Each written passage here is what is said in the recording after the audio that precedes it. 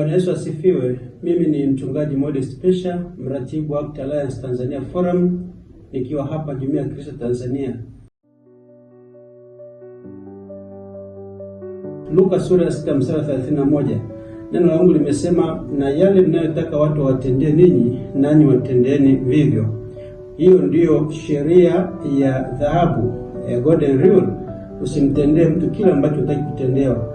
Biblia haijasema wazi kuhusu ukatili wa kimtandao, lakini inakataza kuwatendea watu vibaya, maneno mabaya, husuda, inakataza chuki, na haya yote ndio yanayofanyika kwenye ukatili wa kimtandao.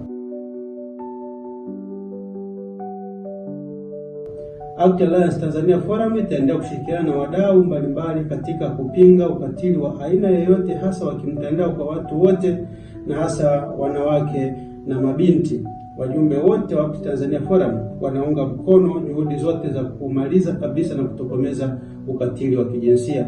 Tunahitimisha mwaka huu 2025, lakini tunaendelea na juhudi zote za kuhakikisha tunakuwa na jamii ambayo imestaarabika pasipokuwa na ukatili wa kijinsia.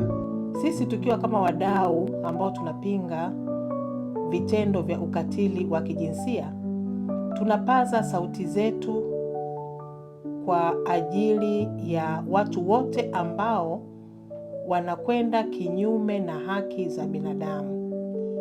Tunatoa elimu mbalimbali, pia tunahakikisha wale ambao wanafanya mambo ya ukatili wa kijinsia waweze kuchukuliwa hatua mbalimbali.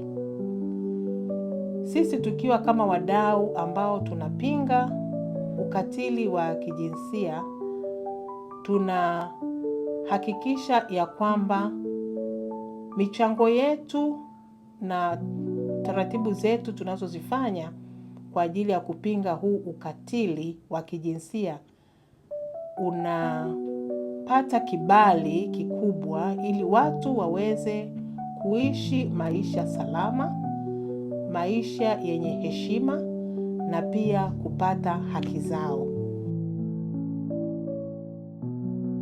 Kuadhimisha siku ya haki za binadamu, tunakumbushwa kuwa kila binadamu anatakiwa kuishi bila hofu, bila wasiwasi na bila ubaguzi. Kwa kushirikiana na wadau mbalimbali, tunatakiwa kuelimisha jamii ili waweze kupinga vitendo vya ukatili, na wale wote ambao wanahusika na vitendo vya ukatili waweze kuchukuliwa hatua. Ungana kutokomeza ukatili wa kimtandao dhidi ya wanawake na mabinti. Juhudi hizi zinaanza na wewe. Mungu akubariki.